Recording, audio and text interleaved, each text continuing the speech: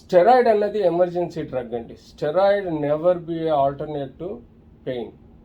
Steroid అన్నది మన systemic డిజీజ్లో బాడీలో చాలా ప్రమాదాలకు గురి చేయొచ్చు. ఇది మేము ఒక ఎమర్జెన్సీ డ్రగ్గా స్టెరాయిడ్ వాడతాం.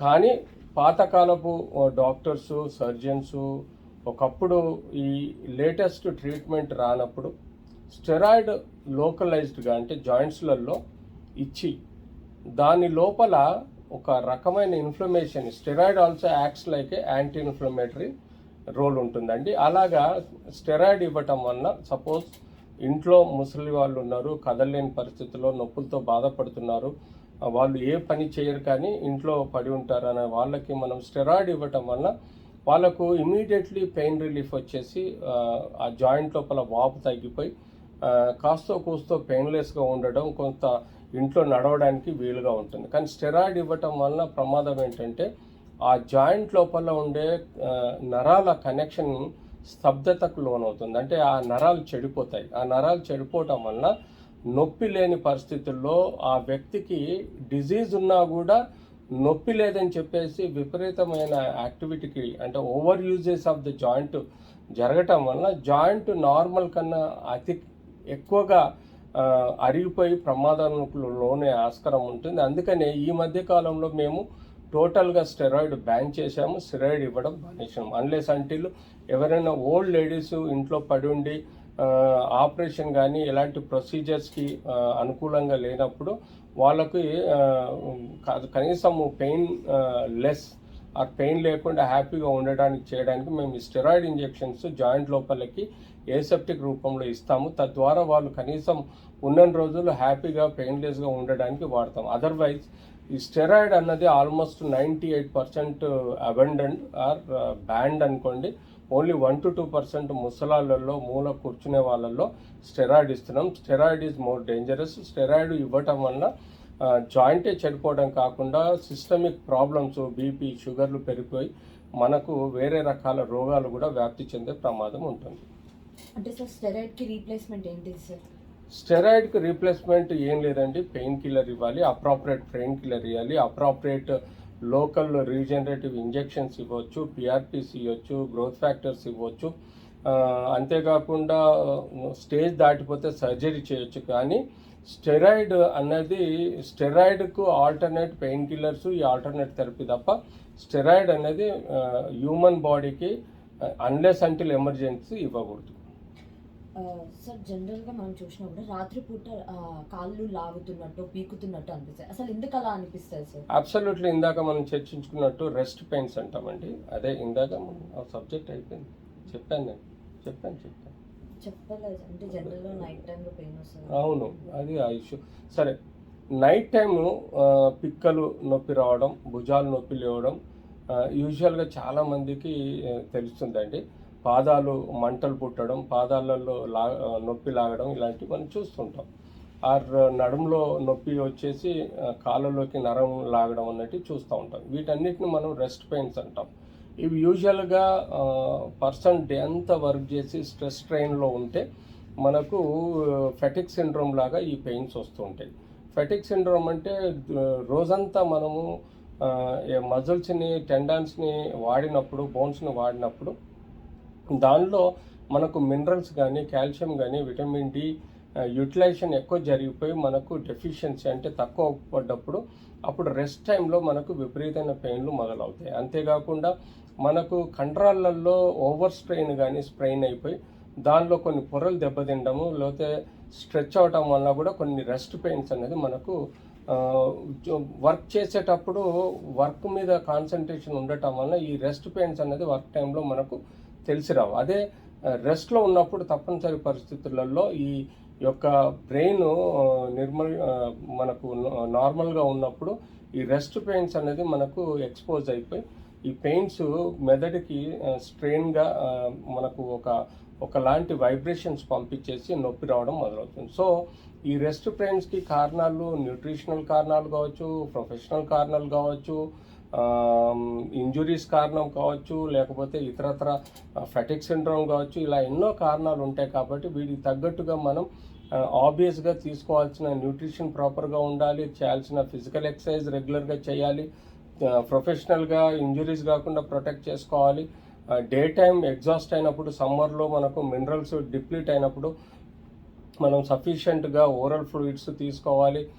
కావాల్సినంత బాడీలో మనకు నిమ్మరసం కానీ లేకపోతే సాల్ట్, షుగర్ విత్ వాటర్ లాంటివి, కొబ్బరి నీళ్ళు కానీ ఎక్కువగా మనం తీసుకుంటూ ఉండాలి. ఇలా తీసుకుంటూ ఉంటే మనకు నైట్లో రెస్ట్ పెయిన్స్ రాకుండా మనని మనం ప్రొటెక్ట్ చేసుకో ఆస్కారం ఉంటుంది. Vitamin D, calcium, B complex కూడా సరిగ్గా ఉన్నాయా లేదా ఆ డోసెస్ తీసుకోవాల్సిన అవసరం కూడా ఉంది. ఈ రెస్ట్ లైక్ సినానిమ్స్ అంటే ఏంటి సార్? సేమ్ థింగ్, ఇప్పుడు చెప్పినట్టే సిండ్రోమ్ అంటాం. ఈ రెస్ట్ లెగ్ సిండ్రోమ్ అంటే ఫెటిక్ syndrome, that is the same thing.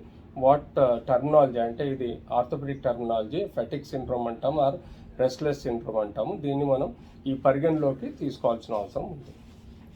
So జనరల్గా అసలు పిల్లల్లో బాగా ఆడుకునేటప్పుడు వాళ్ళకి ఈజీగా ఫ్రాక్చర్ అవ్వడమో లేకపోతే డిస్లొకేట్ అవ్వడమో జరుగుతుంది. అసలు ఎందుకు అలా జరుగుతుంది? అంటే పిల్లల్లో ఆ గ్రోత్ అనేది ఉండదా సార్? దీనికి నేను రైట్ అండ్ రాంగ్ అని చెప్పలేను. ఎందుకంటే పిల్లలలో అడల్ట్స్లో జరిగిన ఫ్రాక్చర్స్ పిల్లలలో జరగవు మా ఆర్థోపెడిక్ పాయింట్ ఆఫ్ వ్యూ. ఎందుకంటే పిల్లలలో ఎముకలు చాలా స్ట్రాంగ్గా ఉండి దానికి చుట్టూ ఒక పొర ఉంటుంది, దాన్ని పెరియాస్టియం అంటాము. ఆ పెరియాస్టియం అన్నది చాలా స్ట్రాంగ్ ఉంటుంది. అడల్ట్స్ కన్నా పిల్లలలో స్ట్రాంగ్ ఉండటం వల్ల గ్రీన్ స్టిక్ ఫ్రాక్చర్స్ అంటే నిజంగా అంత మేజర్ వైలెంట్ ఇంజరీస్ అయినప్పుడు ఎముక ఇలా ఇరిగిపోతుంది. అంటే మనము పచ్చ కట్టెను విరిచినప్పుడు ఒక సైడు విరిగి ఒక సైడు బెండ్ అయి ఉంటుంది. దాన్నే మనం గ్రీన్ స్టిక్ ఫ్రాక్చర్ అంటాం. ఇది ఎందుకు అవుతుందంటే ఆ ఎముక చుట్టూ ఉండే పొరలు పెరియాస్టియం చాలా స్ట్రాంగ్ ఉంటుంది. సో మనము ఎంత మేజర్ ఇంజురీస్ అయితే తప్ప మైనర్ మీడియం ఇంజురీస్లో ఎముక ఇరిగిపోయి ఇలా బెండ్ అవ్వడం చూస్తాం. దాన్ని గ్రీన్ స్టిక్ ఫ్రాక్చర్గా అంటాం. కాబట్టి ఇవి ఒకటి. రెండోది, పిల్లలలో బోన్ ఈ పెరియాస్టియం లేయర్ ఎంత థిక్గా ఉంటుందంటే దానిలో ఆస్టియోబ్లాస్టిక్ యాక్టివ్ అంటే ఎముక ఇరిగిన వితిన్ 24 hours నుంచి వితిన్ 4 weeks లోపల 3 to 4 weeksలో బోన్ ఫామ్ అయ్యి ఎముక గట్టిగా అతికే ఆస్కారం ఉంటుంది. అందుకని మనము పిల్లలలో యూజువల్గా సర్జరీ అవాయిడ్ చేసి కేవలం అనాటమికల్ పొజిషన్లో రిడక్షన్ చేసి ప్లాస్టర్ వేసేసి పెడతాం. తద్వారా వాళ్ళకు తొందరగా బోన్ ఫార్మేషన్ అతికే ఆస్కారం ఉంటుంది. సో జాయింట్ డిస్లొకేషన్ అనేది చాలా తక్కువ చూస్తాం. ఫ్రాక్చర్ అండ్ సబ్లక్జేషన్ అనేది కామన్గా చూస్తూ ఉంటాం. సో ఈ సబ్లక్జేషన్ కానీ ఫ్రాక్చర్ సబ్లక్జేషన్స్ ఇలాంటి చూస్తూ ఉంటాం. కాబట్టి బికాజ్ వాళ్ళలో వైలెంట్ ఇంజరీస్ ఎప్పుడైతే జరుగుతాయో ఇలాంటి మేజర్ ఫ్రాక్చర్ సబ్లక్జేషన్ అయ్యే ఆస్కారం ఉంటుంది. వాటిని సరైన అనాటమికల్ పొజిషన్లో కూర్చోబెట్టి మేము సింపుల్గా పైనుంచి కేవర్ లేయడమో ప్రాపర్గా స్ప్లింటింగ్ చేయడం వల్ల వాళ్ళకి ఫ్రాక్చర్ హీలింగ్ ఈజీగా ఉంటుంది. బట్ ఒకసారి జాయింట్లో ఫ్రాక్చర్ అయ్యి ఆ ఎముక పక్క కదిలినప్పుడు దాన్ని సరైన పొజిషన్లో కూర్చోబెట్టకపోతే ఆ జాయింట్ ఎర్లీగా డ్యామేజ్ అయ్యే ప్రమాదం ఉంటుంది. కాబట్టి పిల్లలలో అనటమికల్ రిడక్షన్ అనేది మోస్ట్ ఇంపార్టెంట్. అది గ్రీన్ స్టిక్ ఫ్రాక్చర్ అనుకోండి, డిస్ప్లేస్డ్ ఫ్రాక్చర్ అనుకోండి, అన్డిస్ప్లేస్డ్ ఫ్రాక్చర్ అనుకోండి, లేకపోతే జాయింట్ సబ్లక్జేషన్ అనుకోండి, ఫ్రాక్చర్ సబ్లక్జేషన్ అనుకోండి. వీటిని మనం క్రమేణా అనటమికల్ పొజిషన్లో సరిగ్గా కూర్చోబెట్టి సరైన ప్రాపర్ ట్రీట్మెంట్ ఇవ్వగలిగితే వాళ్ళకి ఫ్యూచర్లో ఎలాంటి ప్రాబ్లమ్స్ రావు. కానీ ఎముక అప్పుడప్పుడు మనకు సరి చేసినప్పుడు ఒక 25% పక్కకు జరగటము, 50% వరకు పక్కకు జరగడం చూస్తుంటాం. వాటిని చూసి మనం భయపడాల్సిన అవసరం లేదు. ఎందుకంటే పిల్లలలో పెరియాస్టియం అనే లేయరు గట్టిగా ఉంటుంది. కాబట్టి ఈవెన్ 50% డిస్ప్లేస్మెంట్ ఉన్నా కూడా దానిలో ఎముక గట్టిగా ఫామ్ అయిపోయి మాడ్యులేషన్ అంటే రీమోడలింగ్ అంటాం. అంటే బోన్ పెరిగే వయసులో అది మళ్ళీ స్ట్రైట్గా సరిగ్గా అయ్యే ఆస్కారం ఉంటుంది. కాబట్టి మనకు 50% డిస్ప్లేస్మెంట్ని మనం యాక్సెప్ట్ చేయొచ్చు. సో అబోవ్ 50% ఉండి డెఫినెట్లీ అది షార్టనింగ్లో ఉంది, దానికి సమస్య ఏర్పడే ప్రమాదం ఉందన్నప్పుడే సర్జరీ చేసి దాన్ని సరైన పొజిషన్లో కూర్చోబెట్టి కావాల్సిన ఇంప్లాంట్తో ఫిక్స్ చేసుకోవాల్సిన అవసరం ఉంటుంది. సార్ ఎన్నైనా ఇంకొక 4-5 క్వశ్చన్స్ ఉంటాయి. ఏమున్నాయమ్మా 4? ఆర్థోపెడిక్స్ ఇంప్లాంటేషన్ అంటే ఏంటి? ఎన్ని టైప్స్ ఉంటాయి? కొంతమంది ఐరన్ పెడతారు, కొంతమంది సిమెంట్ పెడతారు. మరి ఏది బెస్ట్? అండ్ ఫ్రాక్చర్స్లో కూడా ఎలాంటి టైప్ ఆఫ్ ఫ్రాక్చర్స్ ఉంటాయి? పిల్లలకు ఒకలా ఉంటుంది, పెద్దవాళ్ళకి అడల్ట్స్కి ఒకలా ఉంటుంది, ఓల్డ్ ఏజ్ ఉన్న వాళ్ళకి ఒకలా ఉంటుంది.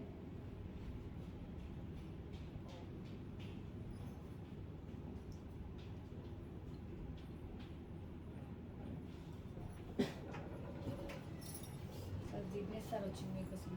ఎవరు? జిగ్నేష్ సార్ మరి సార్ రమ్మని పోయినాం. సరే అది టేబుల్ ఉంటే తెచ్చుకుంది సార్ సార్ రూమ్లోకి పెట్టుకున్నాడా? పెట్టుకున్నాడు. అదే దానికోసం నేను చెప్తాను.